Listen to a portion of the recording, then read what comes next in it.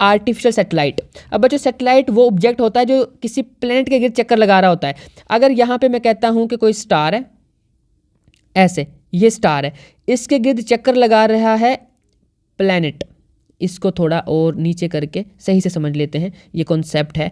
ये एक प्लेनेट है ऐसे, ये जो प्लेनेट है ये चक्कर लगा रहा है ऐसे सूरज के, ठीक है। चक्कर ज़रा गोल नहीं है पर ये गोल होता है, याद रखना। वैसे गोल भी नहीं होता है ये बच्चों, आप गोल ही समझे, बाद में देखेंगे इसको कि इसका क्या करना है। अभी मैं उस टॉपिक पे नहीं पढ़ना चाहता। खैर बच्चों, इस जो प्लेनेट है, अगर इसको मैं रिप्लेस कर दूं अर्थ से, कि जो प्लेनेट है वो अर्थ है, ठीक है, तो जो चीज़ इस प्लेनेट के गिर्द चक्कर लगा रही है ऐसे, वो क्या है? वो सैटेलाइट है।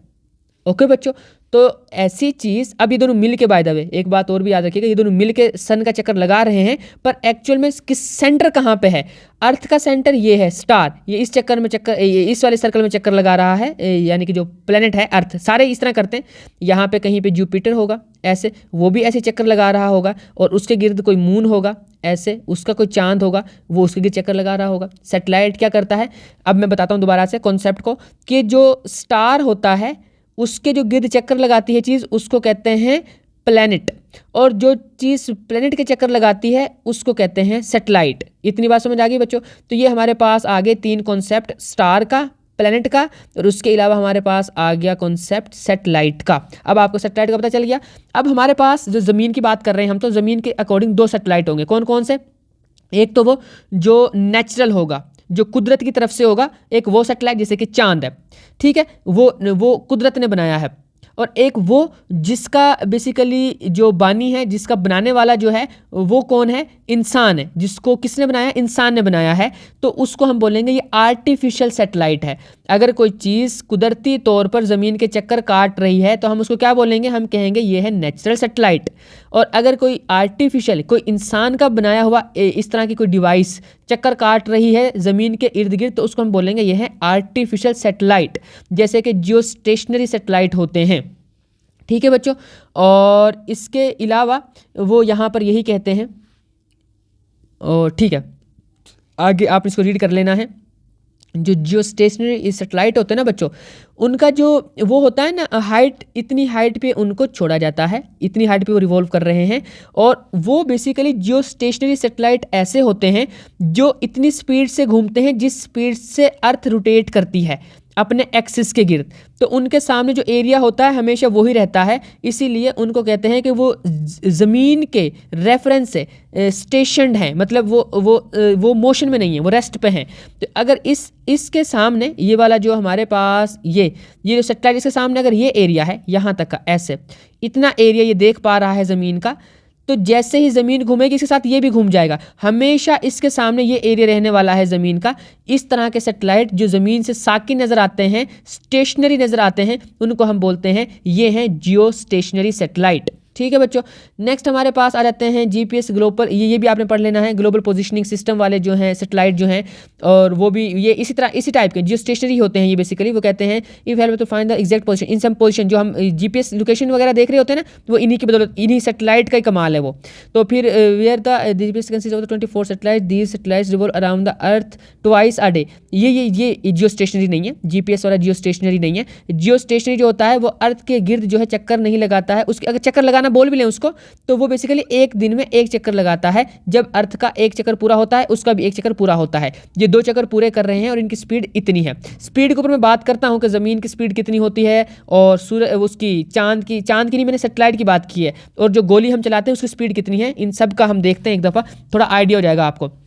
वो कहते हैं large number of satellite have been launched in different orbits में। ऑर्बिट मतलब हाइट के, जो ज़मीन है, ये ज़मीन है, इसके ऊपर हाइट के अकॉर्डिंग एक ये ऑर्बिट हो सकता है, एक ये ऑर्बिट हो सकता है, एक ये ऑर्बिट हो सकता है, ठीक है। इन ऑर्बिट्स की बात हो रहा है, डिफरेंट ऑर्बिट्स में सैटेलाइट भेजे हैं। They take different time to complete their one. अब जाहिर सी बात है, ये अर्थ है, ये चक्कर लगाना जल्दी चक्कर लगा लेगा, पास है, छोटा है इसका चक्कर, इसका रास्ता बड़ा है, इसको देर में चक्कर लगाना पड़ेगा, इसको और देर लगेगी चक्कर लगाने के लिए, ठीक है। एक ये कॉन्सेप्ट आपने फिलहाल के लिए माइंड में रखना है।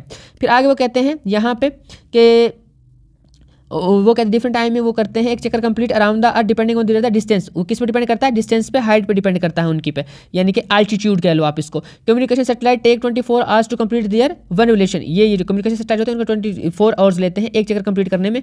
जो 24 आवर्स लेता है वो जो स्टेशनरी ही होता है basically. As earth as completes its one rotation about its axis 24 hours his these communication satellite appear to be stationary with respect to अर्थ।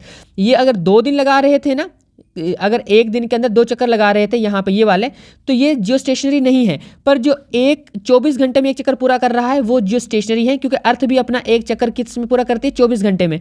यानी कि अर्थ जो रोटेट करती है अपने एक्सिस के गिर्द, उससे डे और नाइट बनते हैं। डे और नाइट को अगर मिला के बात करी जाए तो 24 आवर्स ही तो बनते हैं। तो ये तो बात कर रहे हैं, तो जियो स्टेशनरी सैटेलाइट भी 24 आवर्स में अपना एक चक्कर पूरा करता है। तो ये बेसिकली हमारे पास ये वाली बातें हो जाएंगी, और फिर वो जियो स्टेशनरी कहलाते हैं। ज़मीन से वो जो सैटेलाइट है वो साकिन स्टेशन नज़र आते हैं।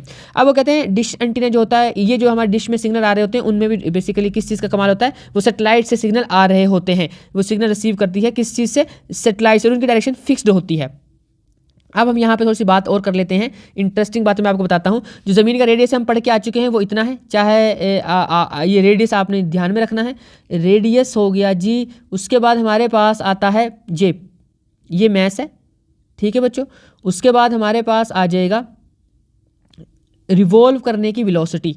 अच्छा, ये है रिवॉल्व करने की वेलोसिटी, ये है रोटेट करने की वेलोसिटी। रोटेट से क्या होता है? रोटेट करने से दिन और रात बनते हैं, और कहते हैं कि आहिस्ता आहिस्ता जो रोटेशन है बहुत बहुत कम, बहुत स्लोली, ये जो है ना स्लाइटली कह लें आप इसको, स्लो हो रही है इसकी रोटेशन, जिसकी वजह से दिन अब आगे बड़े होने लगेंगे, ऐसा कहना है। ऐसी ऑब्जर्वेशंस हैं कि हो सकता है कि आने वाले दिन 24 घंटे से थोड़े बहुत चंद एक सेकंड बड़े हों अगले कोई 100 साल, 500 साल, 1000 साल के अंदर, क्योंकि जो चेंज आ रहा होता है वो मिली सेकेंड्स में आ रहा होता है। तो कोई बड़े पैमाने पे अभी चेंज नहीं है, बहुत छोटी छोटी वैल्यूज़ हैं जो फ़र्क पड़ रहा है जिनमें। खैर, ये स्पीड वो है जिसे दिन और रात बनते हैं, ये वो स्पीड है ये वाली, और ये यहाँ में लिखा हुआ डे और नाइट बनते हैं इनसे, और 24 घंटे में एक चक्कर पूरा हो जाता है, रोटेशन पूरी हो जाती है। ये वाला जो है ये स्पीड है बेसिकली सूरज के गिर्द चक्कर की। ये है जो सूरज के गिर्द चक्कर लगा रही है ज़मीन, इस स्पीड से लगा रही है। 1 सेकंड में 30 किलोमीटर का डिस्टेंस कवर करती है हमारी ज़मीन, ठीक है। इसको ऑर्बिटल स्पीड कहते हैं आप ज़मीन की। और ये एक चक्कर कंप्लीट करती है 365 कितने हैं 25, यानी कि 25 ऊपर जो है, यानी कि 25 नहीं, पॉइंट के बाद सिंगल सिंगल पढ़ते हैं, 25 भी पढ़ते हैं इसको, यानी कि इतने दिन लगते हैं ज़मीन को सूरज के चक्कर पूरा करने में। और इसको हम एक ईयर बोल रहे होते हैं, एक साल बोल रहे होते हैं। हम तो 65 रखते हैं ना, 0.25 को इग्नोर कर देते हैं। तो वैसे एग्जैक्ट जो है वैल्यू वो ये है, ओके। और अब आपने ये माइंड में रखना है कि जो ज़मीन की सूरज के चक्कर लगाने की स्पीड ना वो है 30 किलोमीटर पर सेकंड। कितनी है? 30 किलोमीटर पर सेकंड। और जो गोली की स्पीड होती है ना मैक्सिमम राइफल की, वो होती है 1 किलोमीटर पर सेकंड। यानी कि वो जो बुलेट है वो जितनी स्पीड से मूव करती है ना राइफल की, उससे 30 गुना ज़्यादा स्पीड से हमारी ज़मीन मूव कर रही है सूरज के गिर्द। ये आपने बच्चों याद रखना। ये ऐसे मैंने जस्ट रेफरेंस के लिए बता दिया ताकि आप चीज़ों को थोड़ा रिलेट कर पाएँ। राइफल से तो आपका वास्ता पड़ता होगा, नहीं भी पड़ता होगा तो पबजी में पड़ता होगा ना, इस वजह से तो बड़ी स्पीड होती है इसकी। खैर, उससे तो जज नहीं कर सकते आप, लेकिन ये मैंने आपको एक इन्फॉर्मेटिव चीज़ बता दी है जो कि बुक में नहीं थी, बुक से बाहर से थी।